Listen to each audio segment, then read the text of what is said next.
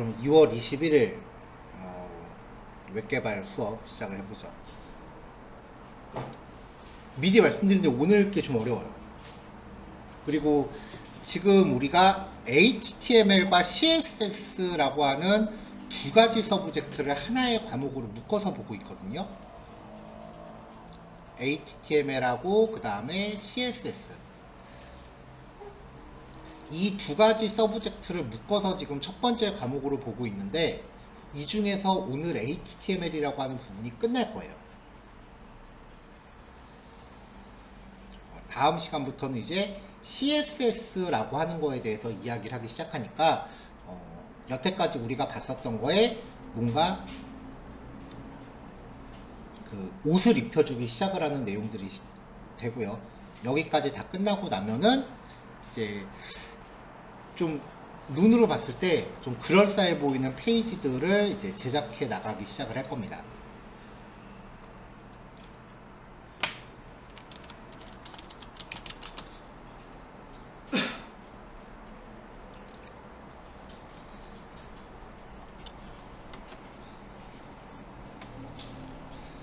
자, 하나의 웹페이지를 개발하면요, 업무 분장이 요즘은 크게 두 가지로 나눠져요. 하나는 프론트 엔드라고 하는 분야고요. 하나는 백엔드라고 하는 분야입니다.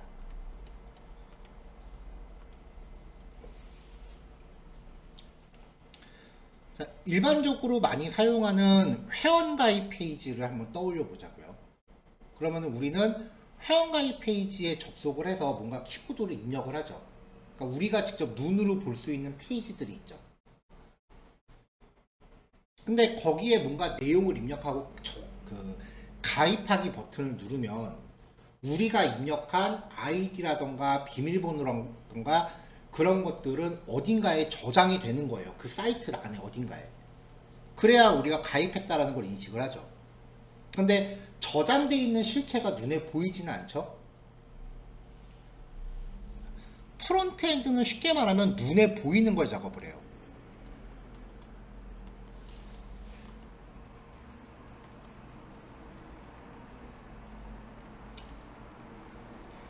백엔드는 눈에 보이지 않는 부분을 작업해요.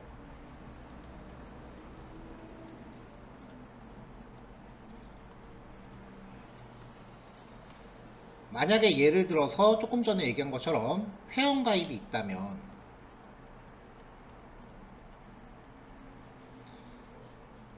가입 버튼을 누를 거 아니에요. 가입 버튼을 누름으로 해서 사용자가 입력한 내용들이 눈에 보이는 페이지에서 눈에 보이지 않는 부분으로 전송이 돼요. 사용자의 입력 내용이 전송됩니다.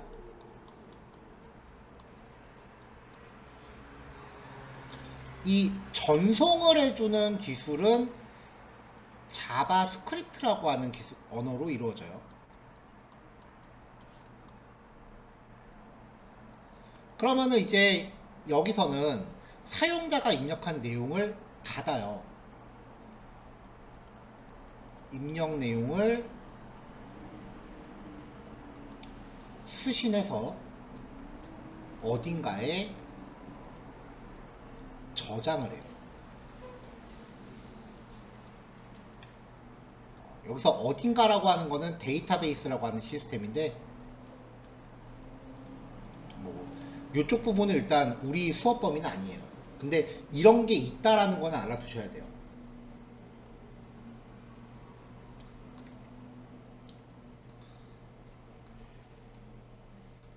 자, 이 백엔드라고 하는 부분은 만들 수 있는 선택지가 많아요. 방법이.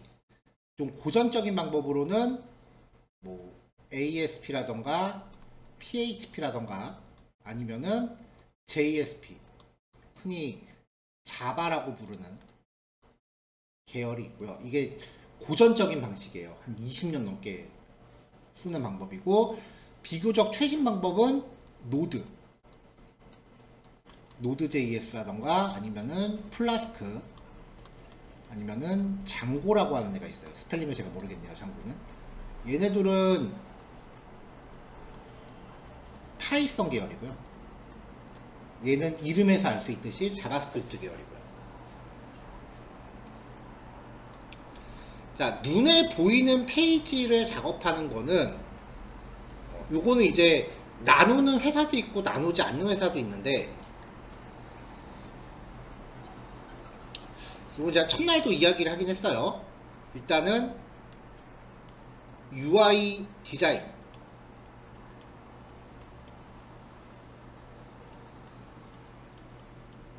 포토샵 혹은 그 밖에 다른 도구, 그리고 HTML, 그리고 CSS. 포토샵만 하는 사람들은 말 그대로 디자이너고요. 요거를 다루는 사람들은 퍼블리셔. 근데 이게 너무 일이 잘게 쪼개지니까 한 명치 일도 안 나오기 때문에 요즘은 이걸 다시 합쳐갖고 디자인이 되는 퍼블리셔에서 디블리셔라고 한다고 전에 얘기했었죠. 그냥 퉁쳐서 디자인이에요. 그 다음에 동작을 구현, 이거를 이제 프론트엔드 개발자라고 하고, 여기에 이제 퍼블리셔가 만든 디자인은 말 그대로 움직이질 않아요. 근데 거기에다가 이제 동작을 입히는 거죠. 예를 들면은 UI 디자이너가 만약에 로봇이라고 치면은 이 디자이너들은 기계를 조립해서 로봇을 만드는 거예요. 근데 움직이진 않아. 프론트엔드 개발자들이 그 로봇에다가 프로그래밍을 심는 거예요. 그럼 그때부터 이제 움직이기 시작하는 거죠. 그런 느낌이라고 보시면 돼요. 자, 그럼 다시 회원가입 페이지 얘기로 들어가면, 퍼블리셔 단에서 이제 회원가입 페이지를 작업을 해요. 아이디 입력하고 비밀번호 입력하고 뭐 그렇게 입력할 수 있는 것들을 화면에 이쁘장하게 배치를 해요. 그러면 프론트엔드 개발자는 아이디를 입력하세요. 뭐 아이디는 한글은 입력할 수 없습니다. 아이디는 뭐 최소 8자, 최대 12자까지 가능합니다. 비밀번호 입력하세요. 비밀번호 형식이 맞지 않습니다. 뭐 비밀번호 확인하세요. 이메일 똑바로 입력하세요. 전화번호는 숫자만 입력하세요. 이런 검사하는 루틴들, 그런 것들이 동작에 속하는 거죠. 그리고 전송한다라는 것도 동작에 속해요.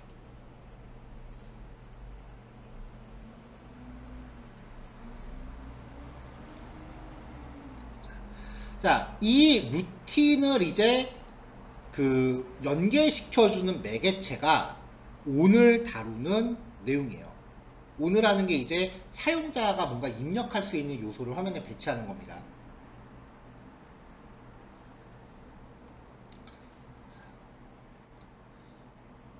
자, 근데 이 퍼블리싱하고 프론트엔드 개발은 지금으로서는 이걸 너무 이렇게 나눠놓지 마세요.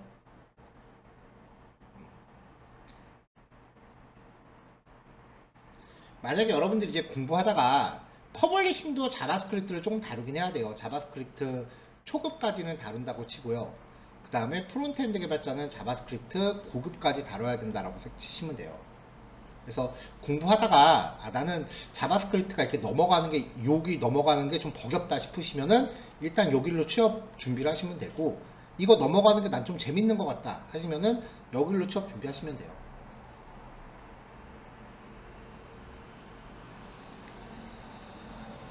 이걸로 취업한다고 끝나는 거 아니에요. 본인이 회사 다니면서 그 능력 개발해갖고 첫 번째 프로젝트는 이걸로 하지만 다음 프로젝트는 제가 이거 한번 해보겠습니다 하고만 하면 되죠. 근데 그렇게 되면 이제 이직할 때 급여가 뻥튀기 되는 거지. 퍼블리싱하고 프론트 개발자하고 백엔드 개발자 간의 연봉은 얘가 제일 높고요. 이거는 진짜 프로그래밍 제대로 전공해야 돼요. 내용이 되게 많아요. 그리고 그 다음 프론트 개발자가 연봉이 그 다음이고, 퍼블리셔가 상대적으로 연봉이 제일 낮아요. 왜냐면 다 공부하는 양이 달라요. 요즘은 프론트 개발자하고 백엔드 개발자가 연봉 차이가 크게 없다라고 하긴 하지만, 그래도 굳이 비유하면은 4.5 대 5.5 정도? 백엔드랑 프론트의 사이는 백엔드가 살짝 높습니다. 퍼블리싱은 상대적으로 많이 높진 않아요. 이쪽이 4.5라고, 이게 4.5 대 5.5를 이렇게 합쳐서 그 10을 넣어서 계산한 거예요. 4,500, 5,500 그런 뜻 아니에요. 여기에 비유하면 퍼블리싱 한 3 정도 돼요. 연봉 수준이 많이 낮기는 해요. 비교했을 때. 근데 취업은 제일 잘 돼요. 취업은 퍼블리싱이 전통적으로 제일 빨리 돼요, 진짜. 그러니까 일부러 그 퍼블리싱으로 먼저 가닥을 잡고, 만약에 내가 지금 경제적인 상황이 되게 급한 게 아니라면 뭐 그런 경우 있잖아요. 집에서 내가 진짜 돈을 좀 많이 벌어야 되는 어쩔 수 없는 형편이다라고, 그런 경우가 아니라면은 일단 요걸로 취업해서 아무 데서나 1년만 꼭 참으라고 보통 그렇게 얘기를 해요. 왜냐면은 이쪽 바닥은요, 서울대 졸업장하고 경력 1년하고 비교하면 경력 1년이 훨씬 월등해요. 월등히 높아요. 그래서 일단 아무 데나 취업해서 1년만 참으라고 얘기하거든요. 그러면은 그 다음부터는 2년 차부터는 진짜 골라다닐 수 있어요. 되게 수월해요, 이직하기가. 그리고 월급은, 급여는요, 원래 한 군데 오래 있는다고 많이 오르지 않아요. 이직할 때마다 오르는 거예요. 한 군데 많이 오래 있어봐야 1년에 6%? 10%? 그 정도밖에 안 오르는데, 이직할 때는 뭐 한 600 단위로 올라요, 연봉이. 네, 그렇다고 해서 너무 자주 이직하면 안 돼요. 이력서에 경력이 그래도 한 회사에 1년이나 2년 정도 있었던 거는 찍혀야지, 몇 달에 한 번씩 이직하면은 안 뽑을 겁니다, 아마. 뽑아봐야 금방 나갈 거니까. 그러니까 교묘한 신경전이 좀 필요해요.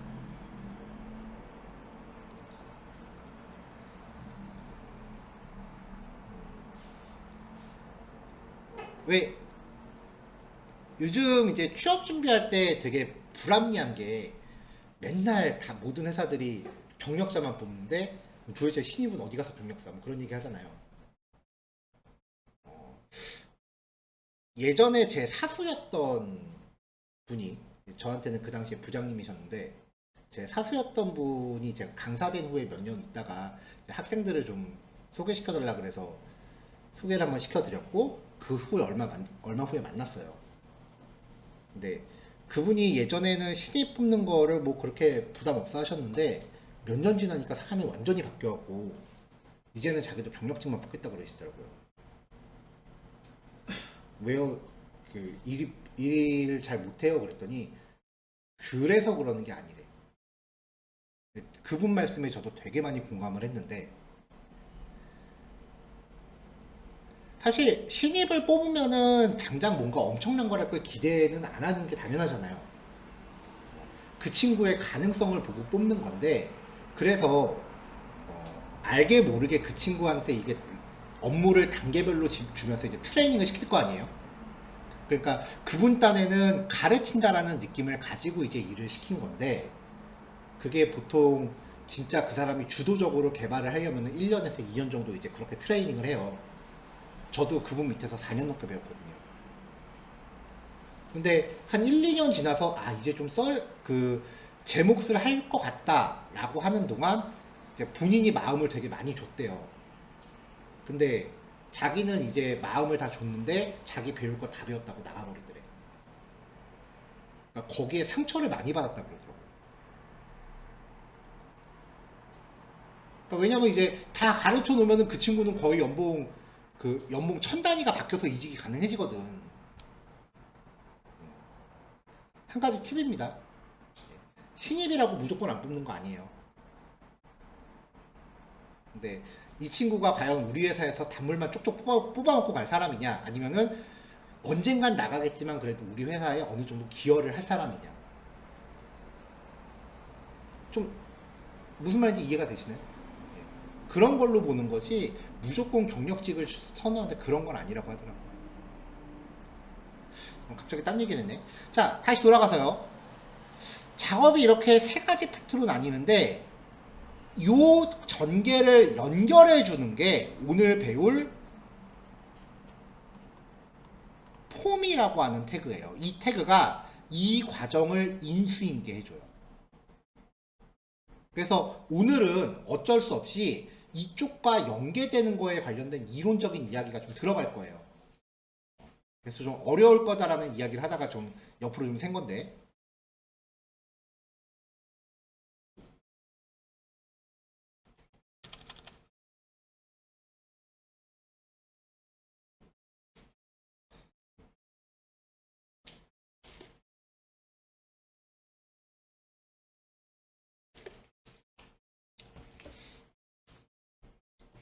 그럼 들어가 봅시다.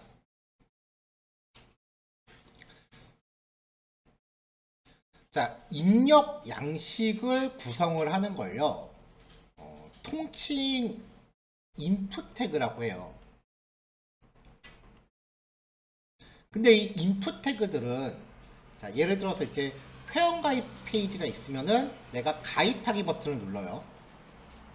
그러면은 여기에 뭐 아이디도 입력하고 비밀번호도 입력하고 이름, 이메일 등등등 입력한 게 한꺼번에 다 저장이 되는 거잖아요. 그래서 여기부터 여기까지가 한 세트다 라는 거를 의미하는 폼이라고 하는 태그로 먼저 감싸줘야 됩니다.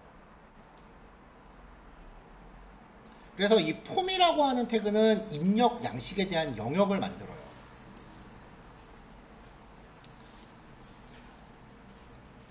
자, 이 폼 태그에 몇 가지 속성들이 있는데 이 속성 세 가지는 사실상 지금은 그냥 다 모르셔도 돼요. 이 세 가지 속성이 아까 이야기했던 그 백엔드라고 하는 부분, 그러니까 저장을 하기 위해서 데이터를 전송하는 규칙을 적는 거기 때문에 요 세 가지 특성은 지금은 굳이 기억하려고 힘쓰지 마시고요. 만약에 프론트엔드, 지금 우리는 퍼블리싱 단계고 퍼블리싱에서 업그레이드해서 프론트엔드 개발 쪽을 내가 공부를 하게 된다라고 하면은 그때 이쪽 내용을 다시 들춰보시면 돼요. 아마 프론트엔드 공부하면서 이쪽 내용이 다시 나올 거예요. 그래도 지금 한 번은 그래도 설명을 할 테니까 이거 기억하거나 이해하는데 너무 부담 갖지 마세요.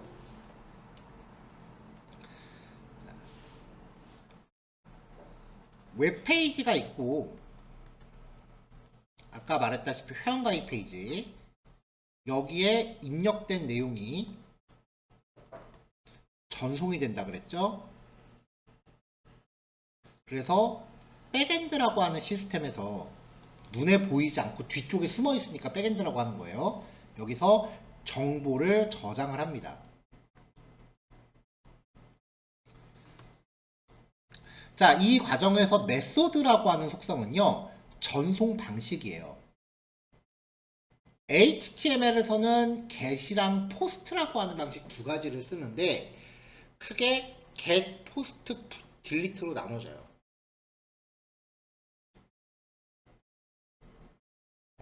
요 네 가지 방식은요, 전송 데이터의 용도를 전송 방식에 따라서 식별하게끔 하는 거예요. get은 검색, post는 저장, put은 수정, delete는 삭제. 같은 값이라고 해도 어떻게 전송하는지에 따라서 이 백엔드라는 곳에서 동작을 요 전송 방식으로 결정을 해요.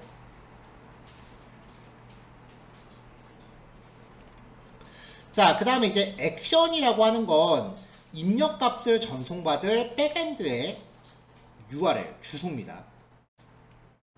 그 다음에 EH 타입 멀티파트 폼 데이터라고 하는 값은 요게 한 세트인데 파일 업로드가 요구될 때는 이거를 꼭 명시해 줘야 돼요. 안 그러면 파일이 전송이 안 돼요.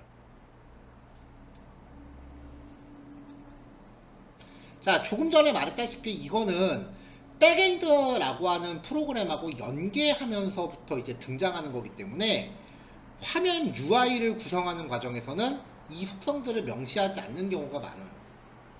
그러니까 오늘 예제에서는 얘네들 다 명시 안 해도 크게 상관없습니다.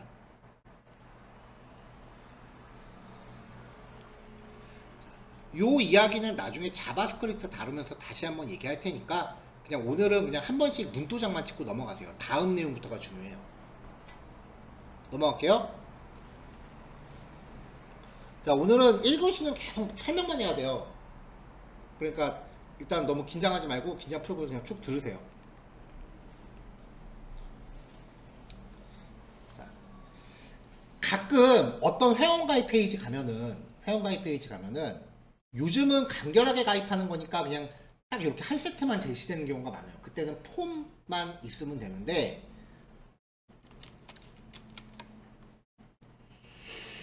회원 가입하러 갔더니 기본 정보 있고 부가 정보 있고 이렇게 섹션이 나눠져 있는 경우 있죠. 그럴 때는 이 섹션을 구별하기 위해서 필드셋이라는 태그를 또 넣어요. 전체가 폼으로 나눠져 있는 거고 여기에 필드셋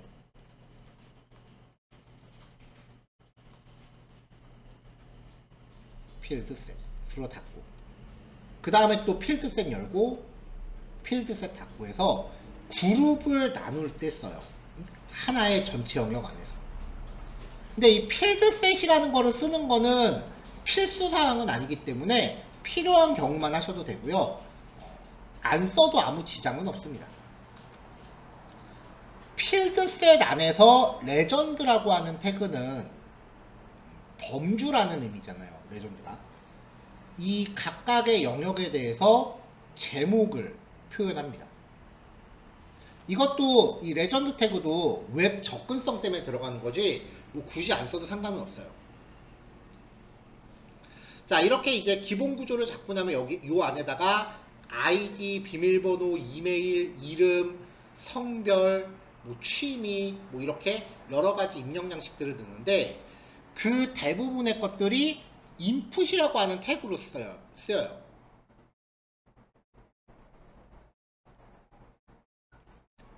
마침 태그는 따로 없습니다.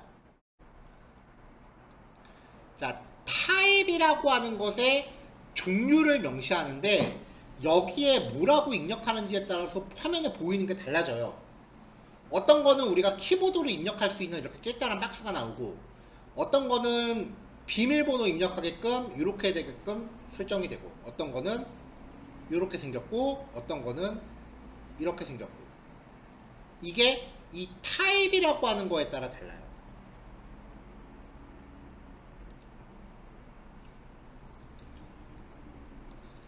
자, name이라고 하는 속성이 있어요. 이 각각의 입력 항목들한테 이름을 정해줘야 되는데 그 이름을 정해주는 거는 사실 우리한테는 1도 의미 없고요.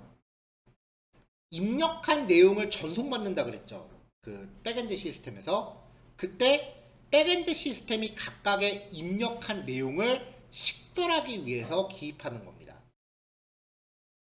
그 밖에 이제 id라고 하는 속성이 있는데요. 이 id 속성이 CSS나 자바스크립트에서 각각의 항목들을 식별할 수 있게 해줘요. 그러니까 이 id라는 속성으로 이 입력 항목에 뭔가 디자인을 우리가 잡아줄 수 있거나 자바스크립트로 id를 입력하세요. 뭐 비밀번호 확인이 잘못되었습니다. 이렇게 내용을 검사하는 기능들을 id라는 속성을 통해서 연결을 한다는 거예요. 요 얘기도 지금은 그렇게 많이 와닿지는 않을 겁니다. 그러니까 name하고 id 속성은요, 지금은 그렇게 깊이 있게 보지 마세요. 자, value라고 하는 속성은 입력값을 미리 세팅해 놓습니다. 무슨 말이냐? 자, 똑같이 생긴 페이지가 있는데 하나는 가입이고요, 하나는 수정이에요. 자, 회원가입 페이지 딱 들어가면 이메일 입력하는데 내용이 비어있죠. 근데 회원정보 수정으로 가면 내가 입력했던 게 세팅이 돼 있죠. 자, 이렇게 입력 박스에 뭔가 내용을 미리 세팅해주고 싶으면 value라는 속성에다가 값을 넣어주면은 미리 세팅돼서 나와요. 자, 그 다음에 아무것도 입력 안 했을 때 뭐뭐뭐뭐 입력하세요 라고 이렇게 약간 회색으로 설명글 들어가 있는 경우 있잖아요. 그게 플레이스홀더고요. 맥스 랭스, 최대 입력 가능한 글자 수를 지정합니다. 여기서 만약에 5라고 넣으면은 5글자 넘어가면은 입력이 안 돼요. 자, 그 다음에 숫자만 입력하게 제한할 수도 있어요. 그때는 민과 맥스가 들어가요. 최소값, 최대값. 만약에 0, 10 이렇게 했으면은 마이너스 10이라고 입력하면 입력을 안 받아요. 스텝, 입력 단위예요. 스텝을 1이라고 했는데 여기다가 1.5라고 넣는다. 입력이 안 됩니다. 체키드. 이렇게 생긴 애들 있죠? 이렇게 생긴 애들이 기본 자동으로 체크된 상태로 나오게끔 하고요. required는 얘네들을 필수 입력 항목으로 강제 지정합니다. 입력 안 하고 버튼 누르면 여기 말풍선으로 여기 입력하셔야 됩니다 라고 떠요. 얘네들을 이제 다시 한번 설명을 할 거고요. 얘네들에 대해서 예제를 볼 거예요. 자, 일단은 타입부터 봐야겠죠.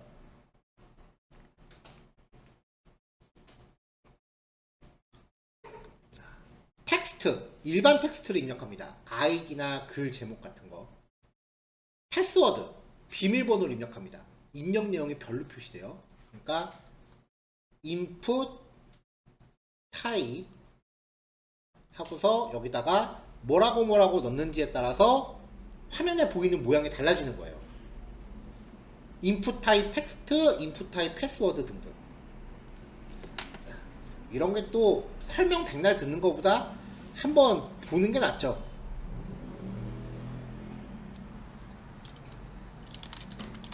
자, 제가 직접 보여드릴게요.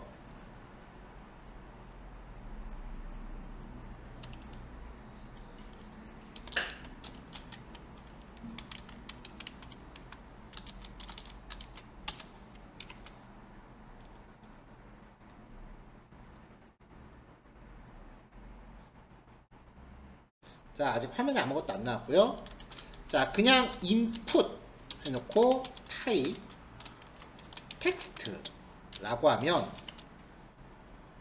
화면에 이런 게 나와요. 키보드 입력하는 거.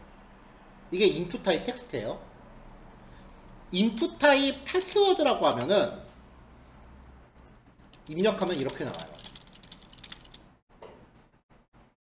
그 다음이 input type 체크박스라고 하면은 이거예요. 이거. 자, 아까 체키드라는 애 있었죠? 이거를 명시하면 얘는 값이 없어요. 속성만 있어요. 예전에 오디오나 비디오처럼 체키드라고 주면은 이렇게 체크된 상태로 화면 나와요. 새로 고침하면은 아이고 새로 고침하면은 선택된 상태로 나오죠.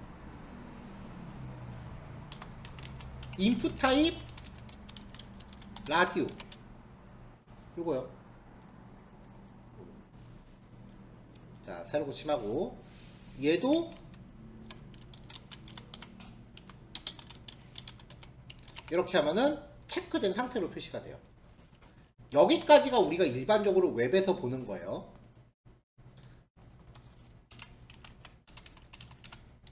인풋 타입 텍스트 다시 가고요. 자, 이렇게 있는데 여기에다가 value라는 속성으로 hello라고 하면은 그 내용이 세팅된 상태로 나온다고요.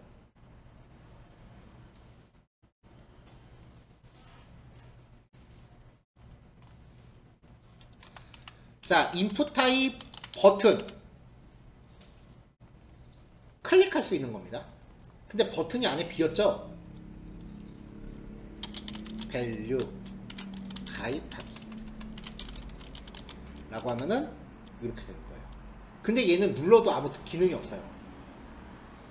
자, 아까 말했죠? 동작은 지금 우리가 넣을 수 있다 없다? 아직은 못 넣어요. 자바스크립트라는 걸 배워야 된다 그랬죠. 그러니까 이 버튼도 마찬가지예요. 이 버튼을 눌렀을 때 무엇을 동작할지에 대해서는 나중에 자바스크립트라는 걸로 코딩을 해야 돼요. 가령 예를 들면 이런 거예요. 아까 제가 id라고 하는 속성이 자바스크립트라고 하는 CSS와 자바스크립트라는 애가 식별하기 위한 값이라고 했죠. 그냥 여기 my라고 id 값을 줄게요. 요거는 그냥 나중에 저렇게 연결하는 걸 우리가 배우는 거구나 라고 인지하세요. 오늘 수업에 지금부터 코드는 오늘 수업 범위가 아닙니다. 그냥 이해를 도우려고 하는 거예요.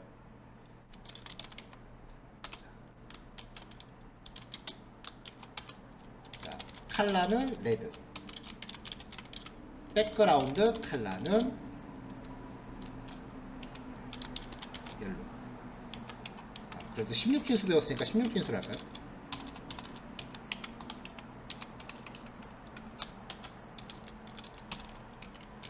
이렇게 하면은 마이라고 했구나. 자, 그럼 얘가 샵이 붙으면은 우리 전에 링크에서 A 태그 배울 때 샵이 붙어 있고 뒤에 단어가 있으면은 요런 아이디를 갖는 것까지 찾아간다 그랬잖아요. 마찬가지예요. 샵이 붙어 있으면 아이디를 찾아가요. 그래서 걔한테 요 내용을 적용하는 거예요. 컬러는 글자 색깔이고 백그라운드 컬러는 배경 색깔이에요. 그러면 이렇게 디자인이 적용돼요. 그 다음에 나중에 여기다가 또 스크립트, 랭귀지, 자바스크립트.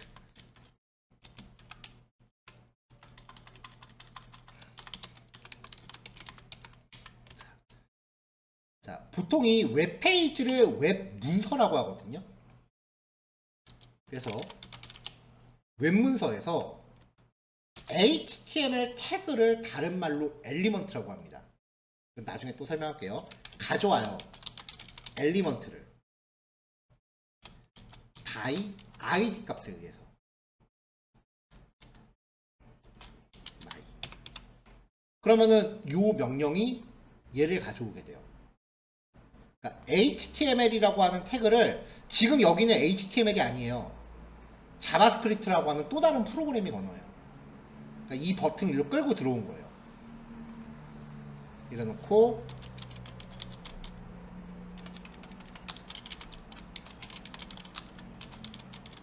클릭 동작을 정의를 해줘요.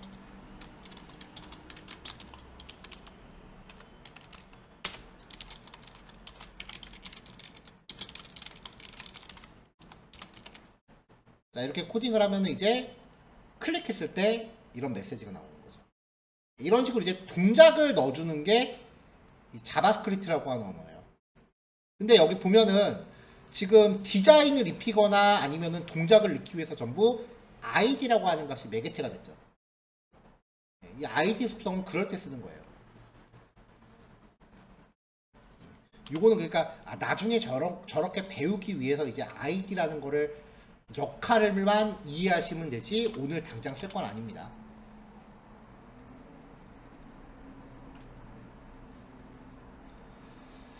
자, 그래서 버튼이라는 거는 아무런 기능이 없다고 그랬고요. 그 다음에 인풋 타입 서브밋이라는 애가 있는데요. 이거는 입력 내용을 백엔드한테 전송을 해요. 리셋은 입력 내용을 싹 다 리셋 시켜야 말 그대로. 이미지는 버리세요. 이건 오늘 예제에서도 빼버렸어요. 요즘 안 쓰는 기능이라서. 인풋 타입 타임. 대강 이름 보면은 무슨 기능이 있구나 감이 오죠. 인풋 타입 타임이라고 하면 이렇게 시간을 선택할 수 있는. 자, 그 다음 요소들은요. 컴퓨터에서 보면은 별로 티가 안 나요. 인풋 타입 이메일. 아까 텍스트랑 별 차이 없죠. 왜냐면은 우리 컴퓨터는 키보드를 입력하니까 이런데 이제부터 소개해드리는 속성들은 스마트폰에서 좀 효과가 나요. 우리가 지금 수업하고 있는 내용은요. PC용 웹사이트랑 스마트폰용 웹사이트를 따로 구별하지 않습니다. 똑같아요. 오히려 모바일 사이트가 만들기 더 쉬워요. 화면이 조그맣잖아. 자, 컴퓨터에서는 키보드를 입력하니까 텍스트랑 별 차이가 없어요. 인풋 타입 텍스트랑. 근데 스마트폰에서는 여기에 딱 클릭 터치하면은 밑에서 키보드 올라오죠. 그쵸? 인풋 타입 이메일일 때는 골뱅이가 추가돼서 나와요. 그러니까 키보드의 상태를 바꾸는 거예요. 모바일 디바이스에서. 인풋 타입 텔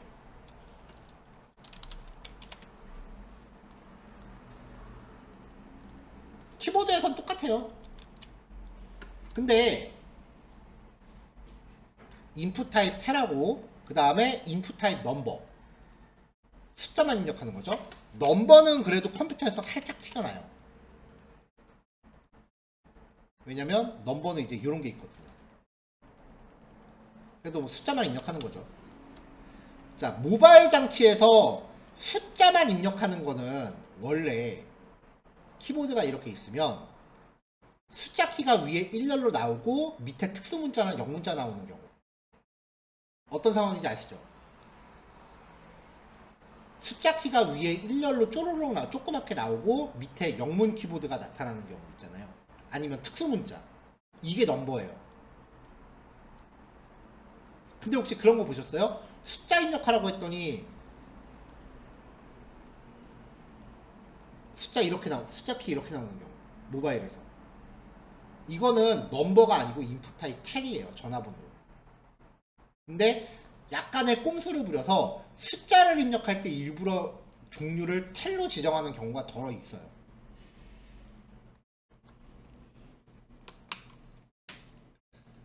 자, 인풋 타입 레인지 요겁니다. 슬라이드.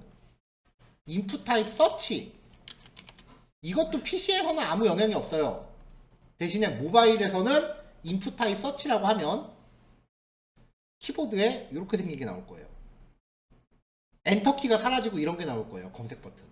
아이폰은 서치라고 영문으로 나올 거예요. 그러니까 키보드에 엔터키가 나오느냐 이런 텍스트, 이렇게 돋보기가 나오느냐 그럼 서치, 골뱅이가 나오느냐 골뱅이와 닷컴이라는 버튼이 나오느냐 그러면은 이메일.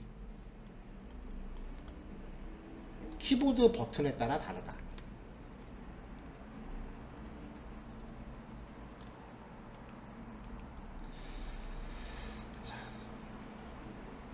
자, 아까 말했다시피 밸류라고 하는 거는 이제 키보드의 기본값, 체키드는 타입 속성이 라디오나 체크인 경우 선택 상태로 지정합니다. 처음에 나올 때 아까 얘기했었죠. 민하고 맥스는 타입 속성이 넘버하고 레인지인 경우만 써요. 레인지는 아까 슬라이드였죠. 슬라이드가 있을 때 이렇게 슬라이더가 있을 때 여기가 민으로 지정하는 거고 여기가 맥스로 지정되는 거예요. 안 그러면 값이 그냥 0에서 아마 100일 거예요. 최대값이. 스텝은 숫자. 특히 레인지에서 스텝이 좀 중요한데 스텝을 5라고 하면은 요거 옆으로 조금 움직일 때마다 값이 5단위로 커지는 거예요. 맥스 랭스는 키보드로 입력한 형태에서 최대 글자 수. src는 요거는 버리시면 돼요. 이미지 요거 버리라 그랬죠. required 필수 입력 항목. 근데 required는 모든 브라우저가 지원하는 건 아니고요. 요거는 쓰는 걸 별로 권하지 않습니다. 왜냐면은 자, required라는 속성을 주면은요 화면상엔 별 변화가 없고요 이런 게 나오는 거예요. 이거 입력하라고. 근데 이게 이 말풍선이 크롬 브라우저에서 자체적으로 표시하는 거지 메시지를 우리가 디테일하게 조정을 못해요. 보통은 이런 거 입력할 때 보면은 뭐뭐뭐를 입력하세요 라고 그 메시지 박스를 짠 보여주거나 아니면은 요즘은 뭐뭐뭐 입력하세요 라고 여기 밑에 빨간색 글씨로 조그맣게 보여주거나 이런 식이죠. 회원가입 같은 거 할 때 아무것도 입력 안 하면은 여기 입력하세요 라고 에러 메시지 보여주잖아요. 예를 들어서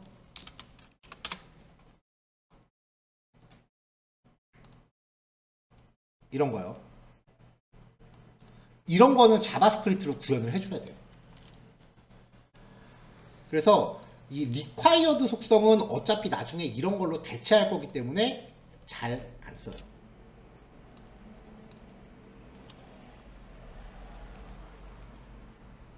잠시만요. 첫 번째가 예제 범위가 어디까지 있나? 오케이.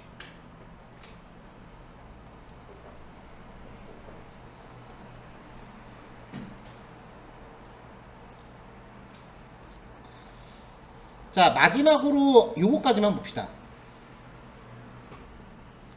텍스트 에이리어라고 하는 태그인데요.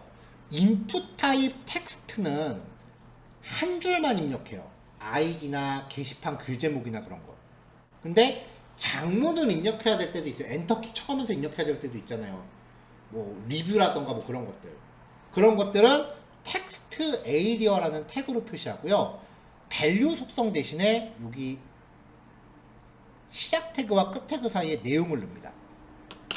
무슨 말이냐면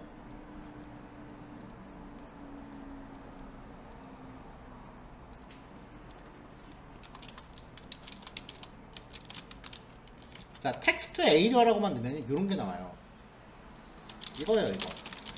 엔터키 칠 수 있는 거죠. 근데 여기에 기본적으로 세팅하고 싶으면 다른 애들은 value라고 넣는데 얘는 요 사이에다 내용을 넣는다고요. 여기에 내용을 지정합니다. 라고 하면은 입력된 상태를 이제 뜬다고요.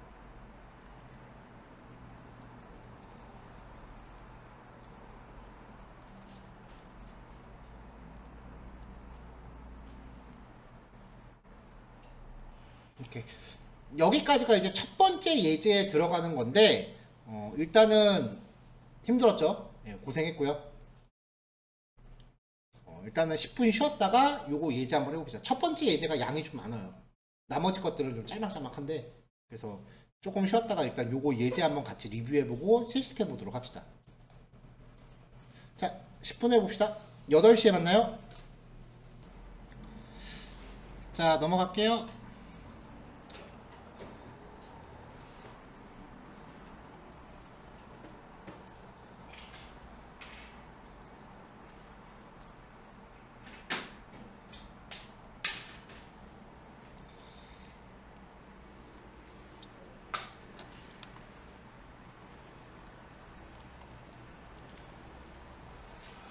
자, 코드를 단계별로 보기 위해서 블록을 하나씩 지우고 있어요.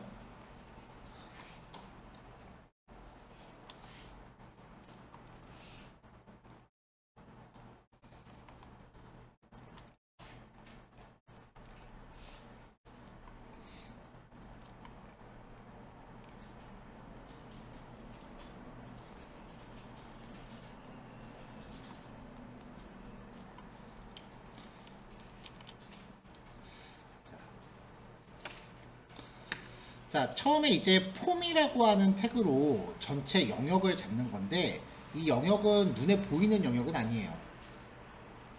여기에다가 이제 섹션 두 개를 넣을 건데요. 먼저 첫 번째로 필드셋이라고 하는 영역을 잡을게요.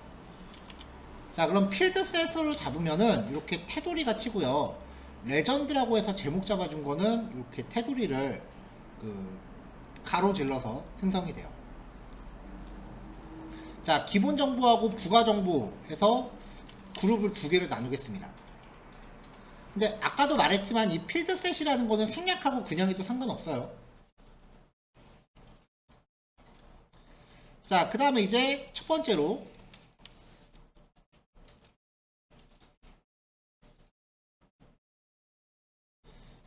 잠시만요. 줄바꿈을 좀 자동으로 해놓고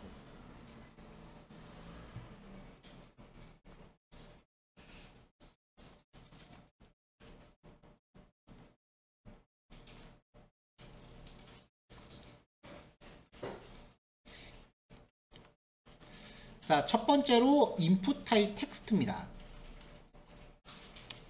인풋 타입 텍스트예요.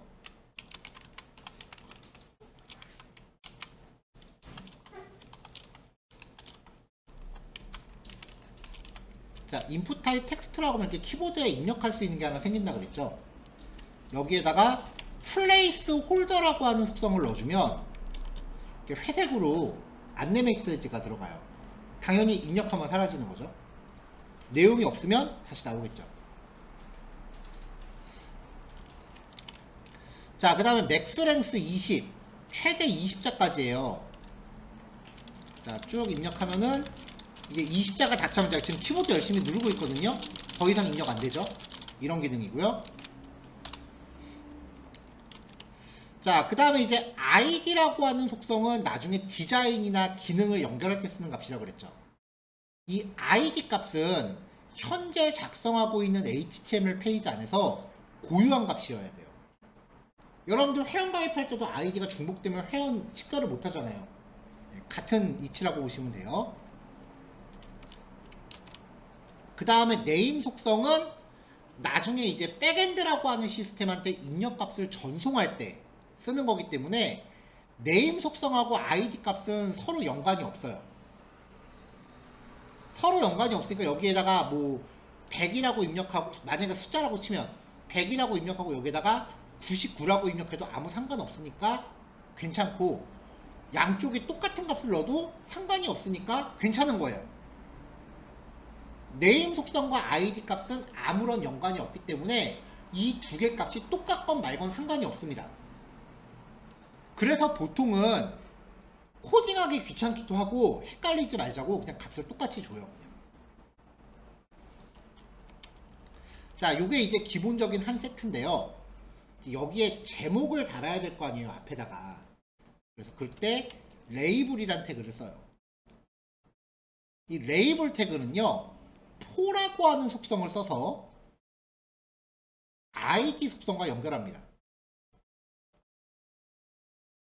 그러면 이제 어떤 일이 생기느냐, 이렇게 보면 앞에 제목이 나오잖아요. 이거 그냥 이렇게 글자만 써도 비주얼적으로는 아무 상관이 없거든요. 지금 저장하고 새로 고침한 거예요. 아무 상관이 없죠. 근데 그냥 글자만 넣었을 때는 얘를 클릭을 하건 드래그를 하건 아무 반응이 없어요. 입력하려면 내가 이 박스 안을 클릭해야겠죠. 근데 레이블 태그는 글씨를 클릭하면 입력커서가 연결된 항목 안으로 들어가요. 레이블 태그의 기능이에요. 컴퓨터에서는 사실 여기 그냥 클릭하면 되니까 별 상관 없잖아요. 그렇죠?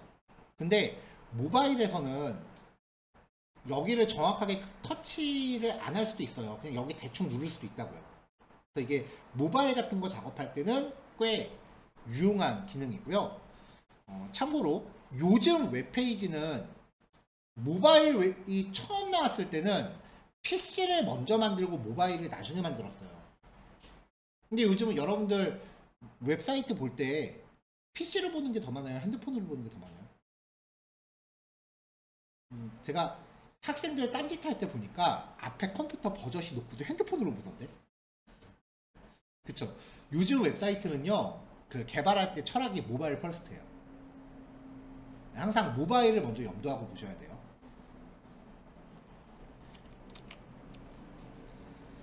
자, 이제는 한 세트로 같이 합시다. 인풋 타입 텍스트, 이름, 얘도 최대 20글자, 이름을 입력하세요라고 멘트 주고, 레이블 속성으로 포석성과 id 속성을 연결하는 거라 그랬죠? 자, 저장하고 새로 고침하면은 회원 이름. 자, 같은 구성인데 유저 pw id 연결하고 타입이 패스워드예요. 얘는 입력하면은 별표로 띠리리 나오는 거죠. 20글자 넘어가면 더 이상 입력 안 돼요. 얘도 텍스트 에리어, 얘는 다른 애랑 다르게 마침 태그가 있다 그랬죠. 자, 얘는 이제 아이고 이렇게 장문을 입력할 수 있는 내용이 엔터 칠 수 있고요. 근데 지금 되게 조그맣잖아요. 크기는 나중에 우리가 CSS로 잡아줘야 돼요. 자, 그 다음에 input type hidden, 얘는 항목이 숨겨져 있거든요. 어떤 내용을 안에 숨겨놓을 때 쓰는 건데, 그 UI 작업하면서는 1도 쓸모없어요. 지금 우리한테 1도 쓸모없어요. 얘는 나중에 백엔드 들어가면 그때서나 그 좀 영향력을 발휘하는 애기 때문에 백엔드 개발자들이나 중요하게 생각하는 거지 우리는 크게 연관이 없어요. 히든, 말 그대로 눈에 안 보여요. 그냥 이런 게 있구나 정도만 알아두세요. 쓸 일은 없는 거예요. 자, 그 다음 밑에 부가 정보. 인풋 타입 이메일. 키보드에선 티 안 난다 그랬죠? 인풋 타입 URL. 인터넷 주소를 입력하는 데 최적화된 건데, 얘도 마찬가지로 그 모바일 키보드는 슬래시와 닷컴이 나옵니다. 자, 인풋 타입 넘버. 민 19, 맥스 100. 자, 그러면은 6이라고 입력해서 하면은 키보드에선 별 티가 안 나요. 근데 이 방향키로 하면은 19 밑으로 더 이상 안 내려가죠. 자, 19.5. 키보드에서 입력이 되는데 요거 버튼 누르면 1단위로 올라가죠. 자, 스텝을 제가 10이라고 넣어볼게요. 10단위로 올라가죠. 근데 컴퓨터에서는 키보드라는 게 워낙 강력하다 보니까 컴퓨터에선 크게 영향력이 없다라는 거. 인풋 타입 텔. 이것도 키보드에선 별 상관없는데 핸드폰으로 봐야 돼요. 자, 인풋 타입 레인지. 요거죠? 자, 미니 0이에요. 그리고 여기가 0인 거죠. 그리고 맥스가 100이니까 여기가 100인 거죠. 밸류가 50이에요. 밸류는 처음에 등장할 때 기본값이라 그랬죠. 그러니까 얘가 기본값이 중간에 있는 거죠. 만약에 밸류를 0이라고 치면 여기서 시작하겠죠.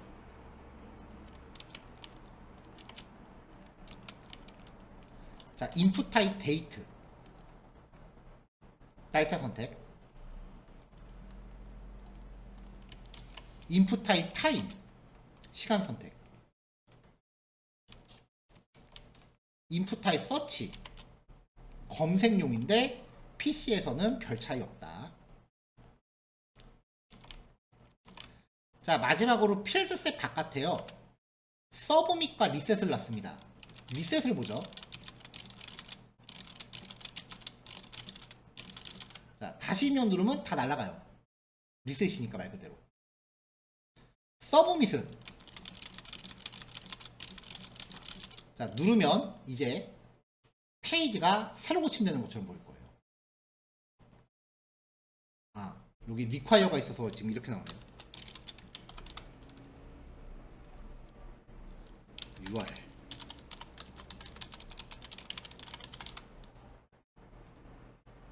페이지가 새로 고침된 것처럼 나와요. 다 날라갔죠. 자, 이제 아까 맨 처음에 했었던 얘기 봅시다.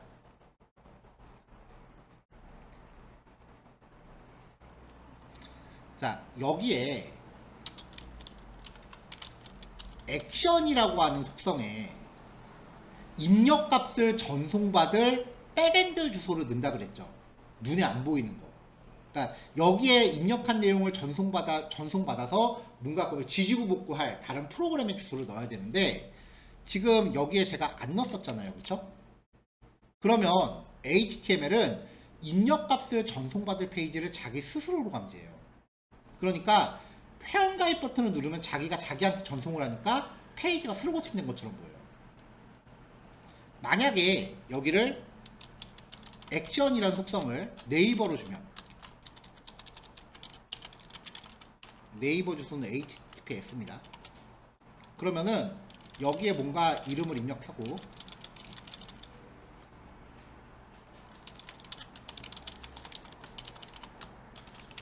자, 이렇게 입력하고 버튼 누르면 이 모든 내용을 네이버로 전송할 겁니다. 그러면서 네이버로 넘어갈 거예요.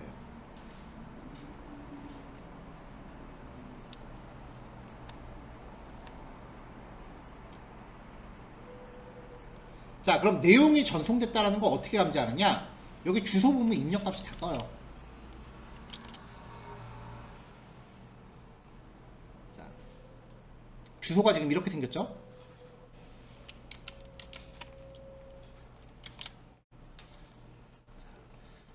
자, 네임 속성과 사용자가 입력한 값 and 네임 속성과 입력값 and 네임 속성과 입력값 이런 식으로 전송이 돼요. 인터넷 주소에 입력값이 다 붙어서 가요. 특이사항은 인풋 타입 패스워드 아까 별표로 보였죠. 그거 모니터 앞에 앉아있는 사람한테만 눈속임 하는 거지, 프로그램, 그 웹 프로그램한테 전송될 때는 원본값 그대로 다 갑니다. 그러니까 백엔드 개발자는 일반 유저들 비밀번호 다 볼 수 있어요. 그러니까 포기하세요. 이미 여러분들 패스워드는 다 어딘가 퍼졌어. 우리나라 유저들의 특징, 사이트 하나 비밀번호 만들면 다른 사이트 다 똑같다. 여러분들도 그러죠? 포기하세요. 이미 개인정보 다 떠다닙니다. 실제로 이제 개인정보 같은 게 예전에는 한참 그 개인정보 같은 거 거래 많이 할 때는 한 명당 건당 50원인가 그랬어요. 비싸지도 않아요, 개인정보. 근데 그게 떠다녀도 별 상관없는 게, 어차피 카드 번호 같은 게 전송되지 않는 이상, 원래 그거 개인정보 거래하는 이유가 게임 같은 거 가입한 다음에 이제 아이템 같은 거 지르게 하려고 중국 애들이 전에 많이 샀거든요. 근데 여기에 뭐 카드 번호 같은 게 들어있진 않으니까 있어도 별 상관없어요. 그래서 몇 년 됐을 거야, 아마. 주민등록번호 신규 발급 원하는 사람 주민번호 바꿀 수 있습니다, 지금. 그래, 그 알아도 안 하잖아요, 잘. 자, 이렇게 입력된 모든 정보가 주소에다 포함돼서 날아가면은 보안에 굉장히 안 좋겠죠. 자, 아까 전송 방식이라고 하는 거 얘기했었죠. 이게 기본값이 get이에요. 이거를 포스트로 바꾸면 입력값이 URL에 노출이 안 되고 날아가요. 요거는 여기까지만 얘기할게요. 일단 입력값이 어디론가 전송이 되는데 이거를 명시하지 않으면 HTML 페이지가 자기 스스로한테 내용을 전송합니다.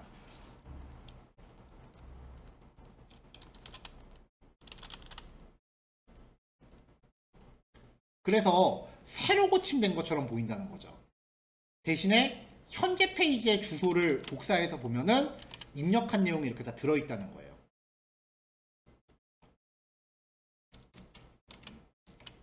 버튼 눌렀을 때 그냥 새로 고침된 것처럼 보이면서 주소에 내가 입력한 내용이 이렇게 쭉 보인다. 그러면은 현재로서는 제대로 구현한 거구나 라고 여기시면 돼요. 이걸 디테일하게 핸들링하는 거는 자바스크립트 가서 배울 거예요. HTML이 사실 재미가 좀 없기는 해요. 그쵸? 그래도 일단 버티세요. 그러니까 이제 오늘은 진도 많이 안 나가도 돼요. 왜냐면 이 내용 자체가 중요도에 비해서 좀 지루한 건 사실이니까. 그리고 실습량도 갑자기 확 늘죠. 자, 필드셋 혹은 폼 태그 안에서는 여태까지 우리가 배웠던 모든 태그들을 다 자유롭게 쓸 수 있습니다. 그냥 인풋 태그에 입력된 내용만 전송되는 거지 화면을 구성할 용도로 우리가 배웠던 모든 태그를 이 안에다 자유롭게 넣을 수 있습니다. 여기 폼 태그 안에 여기서 H1 태그 넣고 회원 가입 이렇게 넣어도 상관없다는 거예요. 디자인을 위해서 태그 넣는 거 상관없다고요.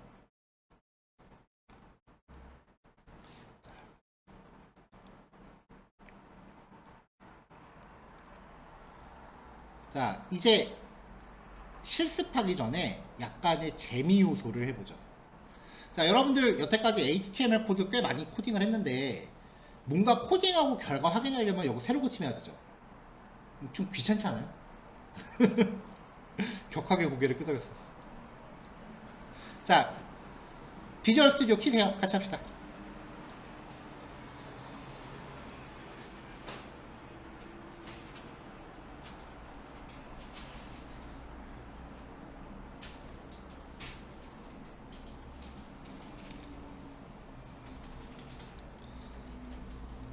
자, 비주얼 스튜디오 코드에 우리가 확장팩을 깔 수 있다는 얘기는 했었죠, 첫날. 확장팩을 깔기 위해서 요거 클릭하면 되잖아요. 그쵸? 자, 얘를 누르고요. 검색하실 게 라이브 서버라는 애예요.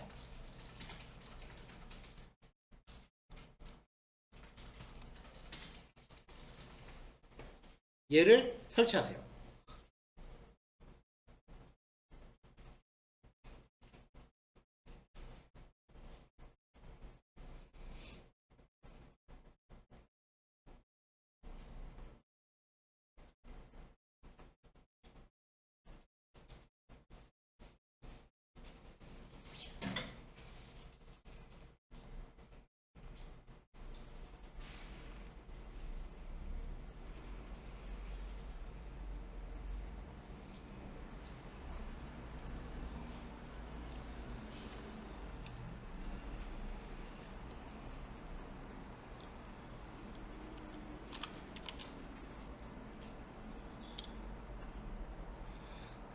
자, 설치가 됐으면 사용법 얘기할게요.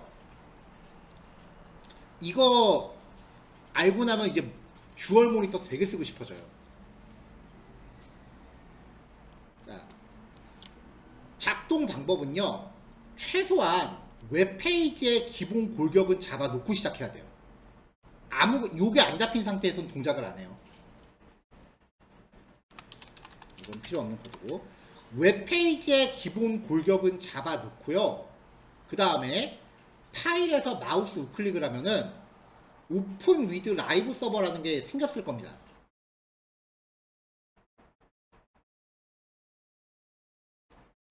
보이세요? 얘를 누르면 브라우저에서 페이지가 내가 지금 작성하고 있는 페이지가 이렇게 뜰 거예요. 제가 test.html이라고 만들었거든요.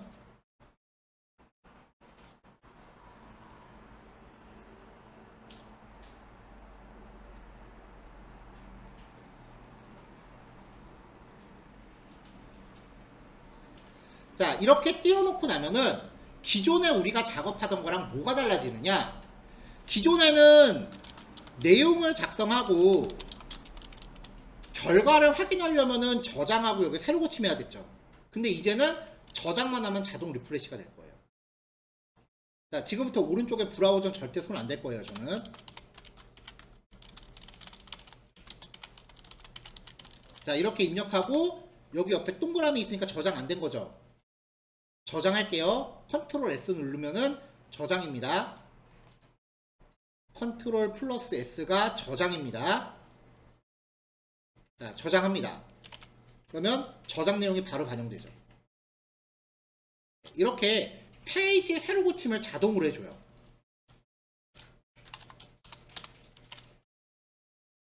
이것만 해도 되게 편하잖아요. 그러니까 새로 고침할 때는 어차피 프로그램을 왔다 갔다 해야 되니까 이런 그 듀얼 모니터가 아니신 경우에는 이렇게 작업했을 거예요. 화면 이렇게 각각 띄워놓고 여기서 코딩하고 저장한 다음에 다시 브라우저로 가서 새로 고침하고 또 다시 열어서 코딩한 다음에 새로 고침하고. 근데 이제는 한 화면에 같이 띄워놓으면 된다고요. 이렇게 띄워놓고 여기서 내가 저장만 하면,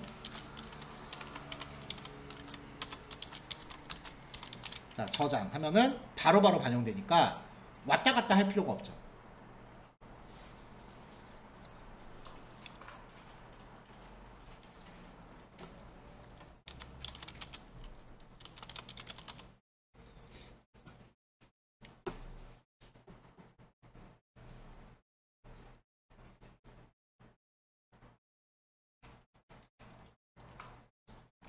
네. 이것만 해도 되게 편할걸요?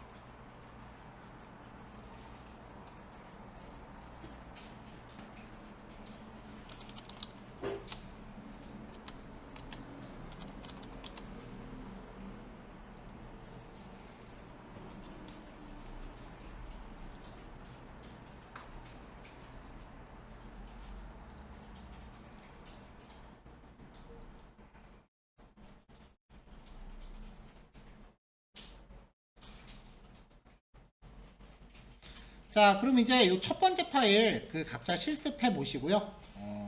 조금 있다가 그 다음 내용 넘어가도록 합시다. 9시까지 일단 실습 시간 할애해 볼게요. 중간에 휴식 필요하신 분들은 편하게 왔다 갔다 하세요. 자, 이따 봅시다.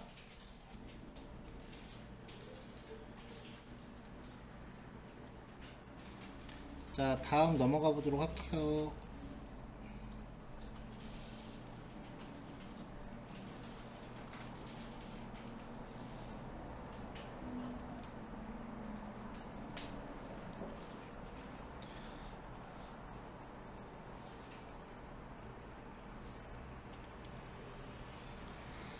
자, 두 번째 이제는요, 이렇게 항목을 선택할 수 있게끔 하는 거예요.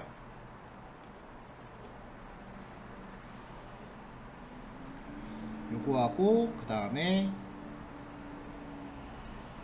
요런 식의 선택도 가능하겠죠.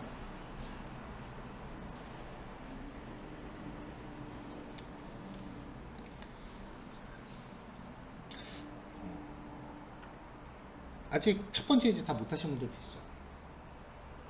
다 하셨어요? 오케이.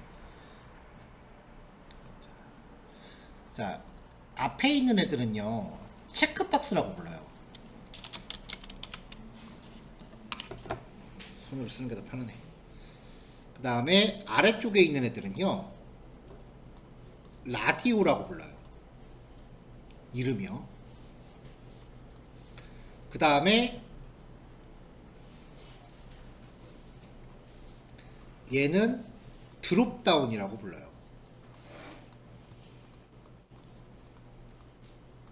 누르면 밑으로 쫙 열리잖아요. 그죠? 밑에 있는 거는 이 드롭다운의 변형이에요. 그러니까 얘하고 얘가 지금 사실상 같은 거거든요. 근데 차이가 있다면 이거는 여러 제시되는 것 중에 반드시 하나밖에 선택을 못하죠. 근데 얘는 컨트롤을 누르면 멀티 선택이 돼요. 혹은 첫 번째 거 클릭하고 쉬프트 누르고 여기 끝에 거 누르면 범위 한 번에 선택이 되고요. 근데 이게 그 윈도우에서는 원래 되는 거예요. 자, 뭐 아시는 분도 계시겠지만 파일 선택할 때도요. 컨트롤 키 누르고 클릭하면 다중 선택이 돼요. 그리고 자, 3번부터 여기 맨 마지막에 리드미까지 3번을 클릭하고 여기를 쉬프트 누른 상태에서 클릭하면 구간 선택이 되고요. 그러니까 요 기능이 그대로 온 건데 윈도우 폴더 하면서는 이렇게 선택은 그냥 사실 드래그 하면 되니까 상관이 없지만 이렇게 띄엄띄엄 선택하는 건 종종 쓸 일이 많아요. 여기서는 여러분들 인터넷 쓰면서 이런 거 보신 적 있어요? 거의 보기 힘들죠. 안 써요. 왜냐면 안 이뻐. 심하게 안 이뻐. 이걸 쓰려니 이거 쓰는 게 낫죠, 차라리. 그래서 얘는 별 볼 일 없는 앤데 그래도 그냥 정리해서 가져온 거예요. 자, 그래서 요 마지막에 있는 애는 논외로 치고요. 얘네하고 얘가 일단은 공통점은 선택 항목을 제시한다라는 공통점은 있어요. 직접 입력을 받는 게 아니라 선택지를 주는 거니까 그 사용자가 선택하는 그 경우의 수가 그렇게 많지 않은 거죠. 키보드로 직접 입력하는 거는 뭐라고 입력할지 경우가 워낙 다양하잖아요. 근데 체크박스는 선택 항목 중에 N개 선택이 가능하고요. 라디오나 드롭다운은 선택 항목 중에 반드시 하나만 선택 가능합니다. 특성이 다른 거죠.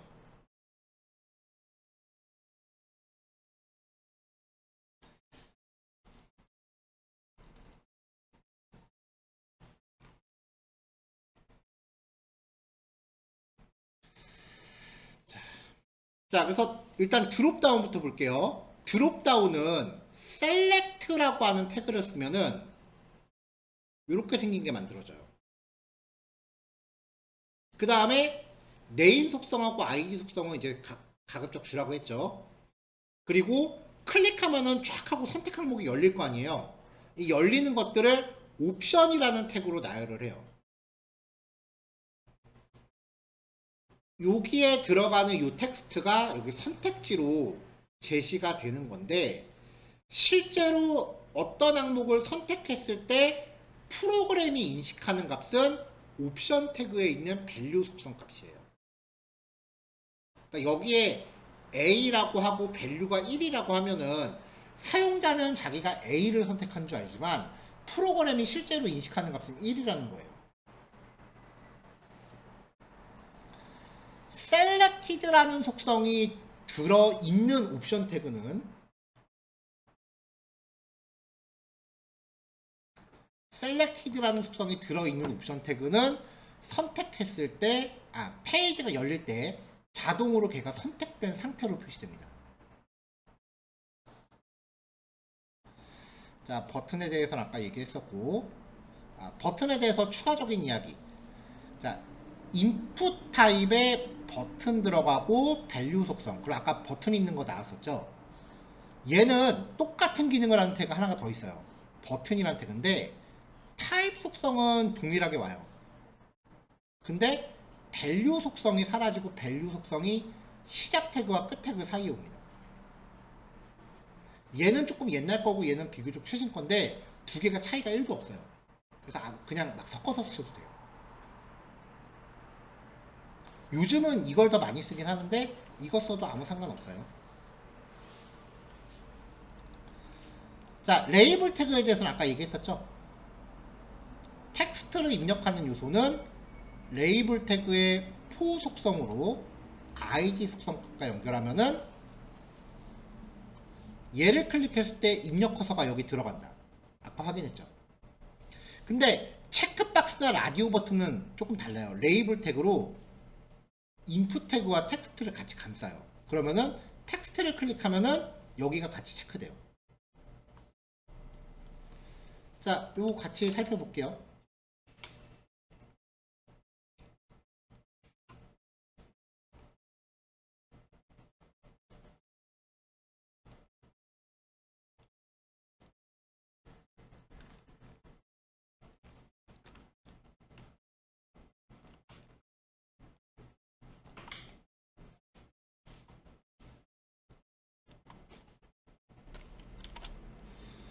자, 기본적인 영역 잡아주고 제목 걸고 그 다음에 div 태그로 선택 항목이 들어갈 블록을 하나 만들었어요. 여기에다가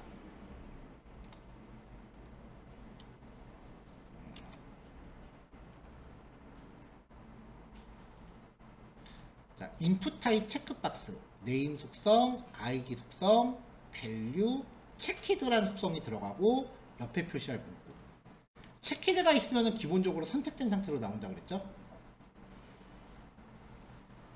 체키드가 없으면 선택이 안 돼요. 페이지 나올 때. 레이블 태그로 감싼 것과 안 감싼 거의 차이를 봅시다. 비주얼적으로는 변하는 게 없어요. 근데 이때는 얘를 체크하면 하는 거랑 글자를 선택하면 아무 기능이 없습니다. 근데 레이블 태그로 같이 감싸버리면 그 다음부터는 글자를 클릭해도 선택 상태가 같이 바뀌어요. 자, 농구, 야구.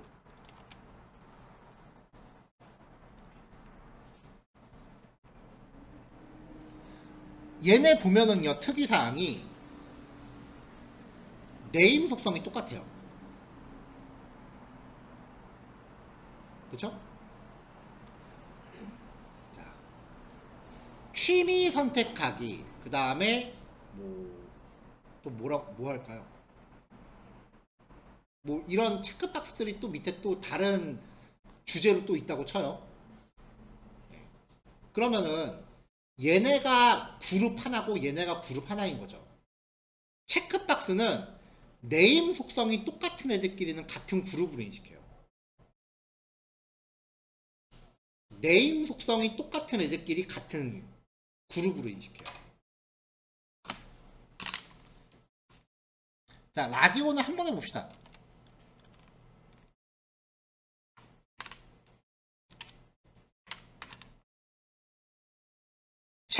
값이랑 사용법이 똑같습니다. 타입 속성만 라디오로 바꾸면 됩니다. 그럼 화면상에는 남자 여자로 나온다고 쳐도 프로그램은 선택했을 때 이걸로 인식한다고 그랬죠. 여기서 말하는 프로그램은 나중에 우리가 사용할 자바스크립트라고 하는 애예요.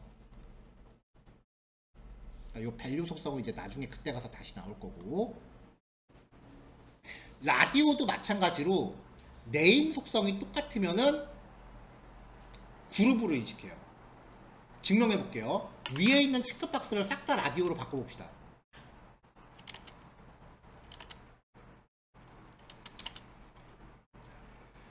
체크박스는 원래 여러 개를 선택할 수 있기 때문에 별로 티가 안 나는데, 라디오는 여러 개 중에 한 개밖에 선택 안 된다 그랬죠. 자, 여기서 여자를 클릭하면은 남자가 풀려요. 그러니까 얘네끼리는 서로 지들끼리만 영향을 주고받고, 축구, 농구, 야구는 지들끼리만 그 영향을 주고받죠. 선택 상태가. 이게 그룹으로 묶였다는 거예요.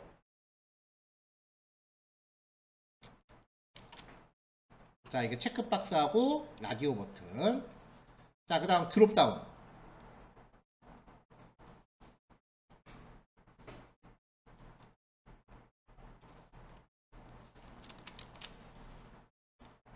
자, 필드셋 걸었고, 레전드, DRV로 블록 잡았고요.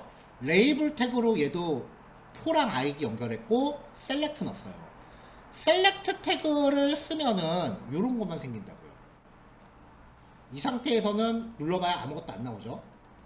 여기에 이제 넣고 싶은 거는 옵션 태그로 쭉 넣으면 되는데, 보통 이제 요런 드롭다운을 쓰면은 맨 첫 번째는 선택하세요 이런 거 보여주잖아요. 자, 그럼 요거는 선택한 걸로 쳐야겠어요? 안 쳐야겠어요? 안 치죠. 그래서 프로그램이 인식할 값을 비워놔요. 그 다음 거부터 선택한 걸로 치니까 값이 그 다음부터 들어가는 거예요. 자, 이렇게 옵션 태그를 쭉 나열하면은 선택 항목이 표시가 됩니다. 만약에 얘는 선택 셀렉티드라는 속성을 주면은 페이지가 새로 고침됐을 때 거기부터 시작해요. 거기가 선택된 걸로 나오는 거예요.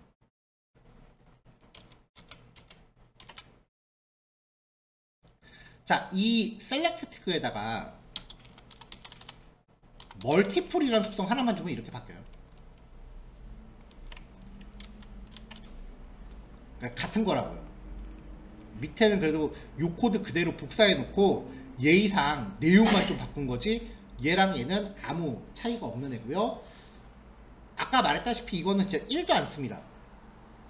그러니까 실습하실 때 요거 안 하셔도 상관없어요.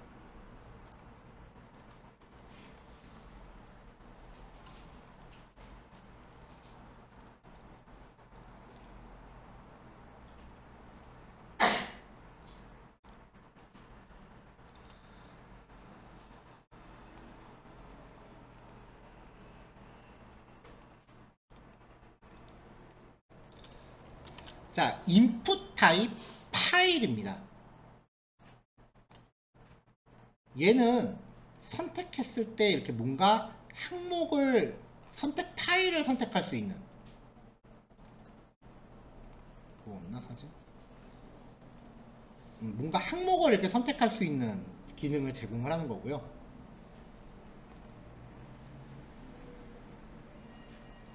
근데 선택했다고 해서 요즘은 파일 선택 버튼 자체가 모양이 좀 화려하죠. 근데 원래 이 파일 선택 버튼의 모양은요, 웹브라우저마다 좀 달라요. 자, 이번엔 위에 거는 크롬이고 얘는 엣지예요.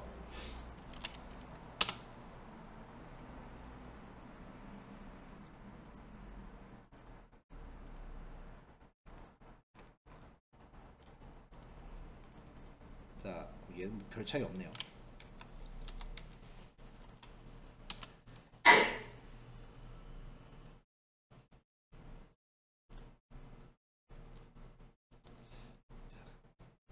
근데 여기에 만약에 선택했을 때 사진 미리 보기 같은 걸 넣고 싶다라고 하면은 그것도 동작이니까 나중에 자바스크립트로 해야 돼요. 그건 나중에 자바스크립트 예제로 준비되어 있고요. 요 버튼의 모양을 바꾸고 싶다라고 하면은 보통 요즘은 사진 미리 보기 하면 이렇게 해서 카메라 모양 같은 아이콘 넣거나 뭐 그런 화려하잖아요. 예, 그런 거는 나중에 CSS로 또 해야 되고요. 그래서 현재로서는 이제 요 상태밖에 없는 거고요. 이 파일을 선택할 때 폼 태그에 ENC 타입은 멀티파트 폼 데이터라는 속성을 반드시 넣어줘야지만 요 이미지 파일을 어디론가 업로드를 할 수 있습니다. 이게 없으면 아무리 파일을 선택해도 업로드가 안 돼요.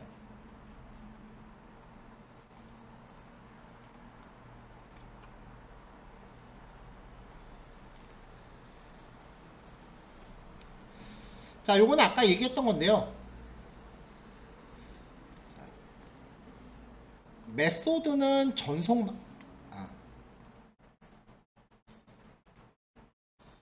요거는 지금 얘기해봐야 어차피 백엔드가 없으면 상관없으니까.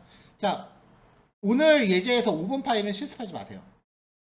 아까 제가 설명하긴 했는데 이거는 어차피 지금 얘기해봐야 반쪽짜리 얘기라서 어차피 지금은 얘기해도 좀 크게 와닿질 않을 거예요. 나중에 자바스크립트 하면서 다시 한번 여기는 이제 이야기를 할게요. 나중에 우리가 자바스크립트 가면은요, 우리가 직접 백엔드라는 거를 만드는 거는 우리 과정 바뀌잖아요. 그러니까 다른 데서 제공하는 거랑 이제 통신 처리 같은 걸 할 거예요. 그래서 카카오 오픈 API 연동해서 다음 검색 결과 연동하는 거, 뭐 그런 거를 예제를 해요. 나중에 그때 요 내용을 어차피 다시 정리해야 돼. 왜냐면 그때 가면 오늘 얘기한 거 다들 가물가물 할 거거든요. 그러니까 요거는 그때 가서 얘기할 테니까 오늘 마지막 5번은 실습하지 마세요. 자, 이렇게 해서 오늘 그 입력 요소에 대해서 이야기했고요. 태그 종류와 속성 값들, 화면에 비주얼적으로 뭔가 영향을 주는 속성 값들은 정리 잘 해놓으셔야 돼요. 아직은 뭐 딱히 응용력에 대해서는 크게 응용을 못해도 상관없습니다. 어차피 지금은 다들 그 조각조각 보고 있는 거기 때문에 어차피 응용에 대해서는 이거 다 공부하고 나서 실제로 웹페이지 하나 만들면서 그때 옛날에 공부했던 거 뒤적뒤적 하면서 그때 그게 이거였구나, 그렇게 하나하나 실전에 대입해 봐야 이해가 돼요. 그러니까 지금은 그냥 부지런히 외워두세요. 자, 이렇게 해서 오늘 HTML까지는 대략 쭉 훑어봤고요. 다음 시간부터 CSS라고 하는 주제로 진행을 해볼게요. CSS도 초반은 좀 재미없어요. 나중에 뒤에 가면은 이제 뭐 좀 그럴싸한 예제가 나오고 하긴 할 텐데 초반은 재미없으니까 다음 시간은 7, 8, 9 얘네들은 조금 빨리빨리 진행할 겁니다. 자, 남은 시간 실습 진행하시면 됩니다. 9시 50분에 끝낼게요. 자, 줌 접속하신 분들도 실습 진행하시면 되고요. 뭐 줌 접속은 미리 끄셔도 될 것 같습니다. 자, 이제 녹화 끌게요.